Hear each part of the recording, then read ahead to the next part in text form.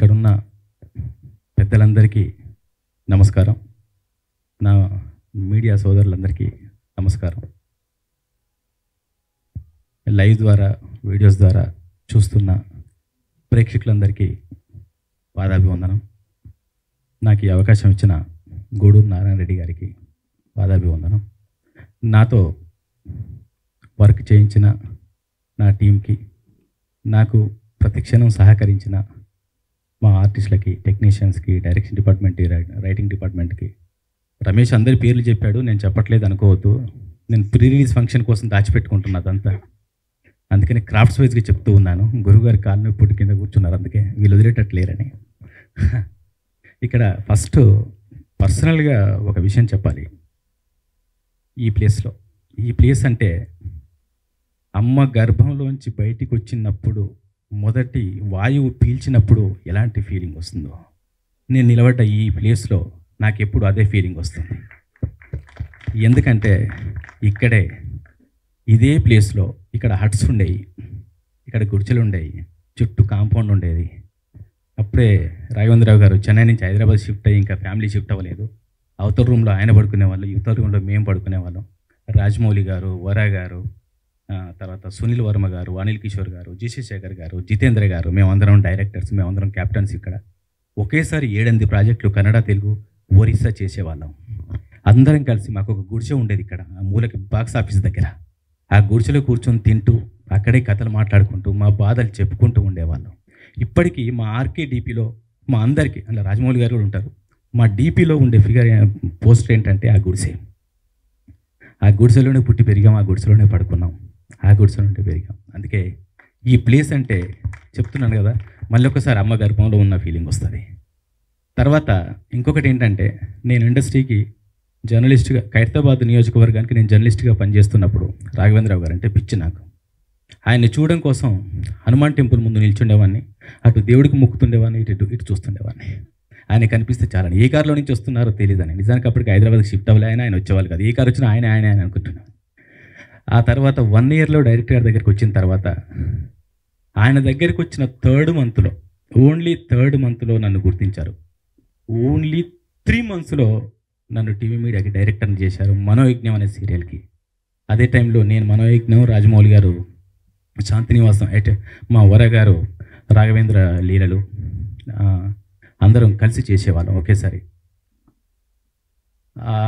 అవన్నీ చూస్తూ ఉంటే అంటే అప్పట్లో, అంటే ఈ పదం వాడకూడదు కానీ, ఒక తెలంగాణ పిల్లాడు, ఎవడరేడు నల్లోడు అద్దాలు పెట్టుకొని తెలంగాణోడు అన్న పరిస్థితుల్లో, తెలంగాణ ఆంధ్ర కాదు, టాలెంట్ ఉంటే చాలని గుర్తించాడు నా గురువు గారు రాఘవేంద్రరావు గారు. నన్ను మీ అందరికీ ఆ రోజే పరిచయం చేసిన తర్వాత, ఒక బండరాయిని, నల్లటి బండరాయిని 20 సంవత్సరాలు ఆయన శిల్పంగా చెక్కి ఫిల్మ్ ఇండస్ట్రీలో, టీవీ ఇండస్ట్రీలో, ఎలక్ట్రానిక్ మీడియాలో, అడ్వర్టైజ్మెంట్ రంగంలో నన్ను ఒక శిల్పంగా నిల్చోబెట్టారు రాఘవేంద్రరావు గారు. రాఘవేంద్రరావు గారు లేకపోతే నాకు జీవితం లేదు.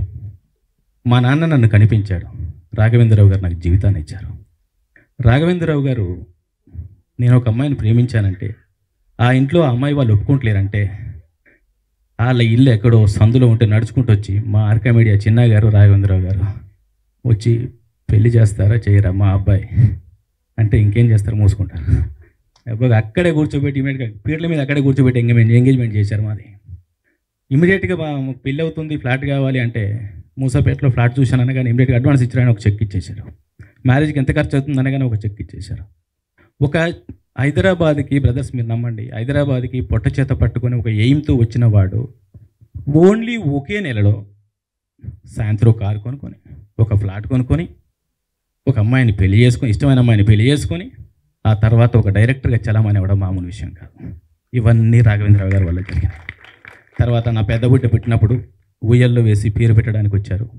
నా చిన్న బిడ్డ పుట్టినప్పుడు ఉయ్యల్లో వేసి పేరు పెట్టడానికి వచ్చాడు. నేను ఇంకొంచెం బాగుపడి ఇంకొక పెద్ద ఇల్లు కట్టుకుంటే మళ్ళీ గృహప్రవేశానికి వచ్చాడు. నా ఇంట్లో సత్యనారాయణ వ్రతం జరిగినా, పూజ జరిగినా, ఏమీ జరిగినా నా తండ్రి నా తోడే ఉంటాడు. ఈరోజు కూడా ఇక్కడికి వచ్చి, మీకు తెలుసు రాఘవేంద్రరావు గారి క్యారెక్టర్, రాఘవేంద్రరావు గారు కాంట్రవర్సీకి ఆమడ దూరంలో ఉంటారు. ఆలోచిస్తున్నారు, నేను రావాలరా కానీ ఎలా రావాలి, నేను రావాలరా ఎలా రావాలి, నేను వస్తే దుమారం ఎత్తేస్తారు, నేను వస్తే ఏదో అంటారు, నేను వస్తే అదే అంటారు, కానీ నేను రావాలి. నాకు మీ ప్రొడ్యూసర్ నచ్చాడు, నీకోసం రావాలి, నా బాధ్యత. ఆలోచించారు, మదనపడ్డారు. మీకు తెలియదు ఎన్నిసార్లు ఆయన రూమ్లో కూర్చొని మాట్లాడుకున్నాము. ఎలా రా ఒక పని చేద్దామా, ల్యాప్టాప్ తీసుకొని మన ఆఫీస్లో ప్లే చేసి నా పేరు వేద్దామా, అక్కడ ఎట్లా నా పేరు వస్తుంది, అక్కడికి నేను వస్తాను లేదు. ఆఖరికి నిన్న మన లక్ష్మీ భూపాల్ అన్న వీళ్ళందరూ స్క్రిప్ట్లో కూర్చొని ఉన్నారు. ఆయన కలిసే పరిస్థితి కూడా లేదు. కిందకి వెళ్ళి నేను వచ్చానని చెప్పండి అని చెప్పగానే వాళ్ళని పక్కకు పెట్టేసి పిలిచి చెప్పు ఇంకేంటి మన బాధేనా అన్నారు. అవును సార్ అన్న. ఎక్కడ ప్రోగ్రామ్ అంటే మన థియేటర్స్లోనే. ఓకే, నేను పైన ఉంటాయి కదా, కిందికి వస్తా, ఒక 10 నిమిషాల్లోనే ఉంటా, నాకు వెంకయ్యనాయుడు గారితో అపాయింట్మెంట్ ఉంది, ఒక గంట జరుపుకుంటా, ఆ 10 నిమిషాల్లో మాట్లాడి వెళ్ళిపోతా అంటే ఏం మాట్లాడలేనేమో అన్నారు. అంటే ఒకటే చెప్పా, మా శిష్యుణ్ణి ఆశీర్వదించడానికి వచ్చాను, ఒక కొత్త ప్రొడ్యూసర్ని, ఒక గట్స్ ఉన్న ప్రొడ్యూసర్ని ఇండస్ట్రీకి ఆహ్వానించడానికి వచ్చాను చెప్పండి చాలు అన్న. ఎందుకురా మాట్లాడదాం, మనం మంచి కోసం మాట్లాడినప్పుడు ఎవరేమంటే ఏంటి అని అక్కడే నాకు ఇప్పుడు ఈ స్పీచ్ అక్కడే చెప్పారు నాకు ఇది మాట్లాడబోతున్నా అని. సో అలా ఒక చిన్న పిల్లాడిగా మారే మా పెద్ద మనిషి ఇక్కడికి వచ్చి ఆశీర్వదించాడు. ఇలా ఈ శిల్పం కోసం ఆశీర్వదించకొచ్చాడు. ఈ శిల్పానికి ప్రాణం పోసిన గూడూరు నారాయణ రెడ్డి గారిని, ఈ శిల్పాన్ని విగ్రహంగా మార్చి ఉత్సవ విగ్రహంగా ఈరోజు ఊరేగిస్తున్న గూడూరు నారాయణ రెడ్డి గారిని కూడా మా పెద్దనని కూడా ఆశీర్వదించడానికి, ఆహ్వానించడానికి నా గాడ్ ఫాదర్ రావడం నా అదృష్టం. నన్ను నా విగ్రహానికి ప్రాణం పోసిన గూడూరు నారాయణ రెడ్డి గారికి నా గుండెల్లో రాఘవేంద్రరావు గారి ప్లేస్ తర్వాత గూడూరు నారాయణ రెడ్డి గారి ప్లేస్ కూడా ఆటోమేటిక్గా ఉంటుంది, అందులో డౌటే లేదు. ఎందుకంటే మా రక్తంలోనే ఉంది పూర్వీకుల్ని గుర్తుంచుకోవడం, మా రక్తంలోనే ఉంది చరిత్రని గుర్తుంచుకోవడం, మా రక్తంలోనే ఉంది మూలాల్ని గుర్తుంచుకోవడం, మా రక్తంలో ఉంది అస్తిత్వాన్ని గుర్తుంచుకోవడం, మా రక్తంలోనే ఉంది అసలు నువ్వెవరు ఎక్కడి నుంచి వచ్చావని గుర్తుంచుకోవడం. అందుకే గుర్తుంచుకున్నాం కాబట్టి రజాకార్ బయటకు వచ్చాను. రజాకార్ సినిమా వస్తున్నప్పుడు కొన్ని మెసేజ్లు వస్తాయి. నిన్న మొన్న కొన్ని మెసేజ్లు వచ్చినాయి, బెదిరింపు కాల్సి వస్తాయి. తర్వాత కింద వీడియోస్లో అనుగారు అన్నట్టు వీడియోస్లో కింద కామెంట్స్ వస్తాయి. ఎవరిని ఉద్ధరిద్దామని మీరు రజాకార్ చేస్తున్నారు అని కూడా అంటాడు. నీకెందుకురా నొప్పి, నీకేంటి నొప్పి? గురుగారు ఆది పురుషుడు, మీరు మహానుభావుడు, శ్రీరామచంద్రుడి చరిత్రను రామాయణాన్ని వినిపించినా కూడా మూర్ఖులు సీతాదేవిని అడవికి పంపించాడు, చాటు నుంచి వాలిని కాల్చేశాడు. ఇలాంటి వెంట్రుకలు పీకే, ఇలాంటి నొప్పి ఫీల్ అయ్యే వాళ్ళకు ఇందులో ఉన్న మా నొప్పి తెలియాలని, అలాంటి నొప్పి జరగకుండా మీరు జాగ్రత్త పడాలని, ఇకనైనా బుద్ధి తెచ్చుకోవాలని మీ ముందుకు తీసుకొస్తున్నాం. ఇది రావడానికి రీజన్ ఇదే. మా చరిత్రే కాదు, మీ నొప్పి కూడా తెలియాలి.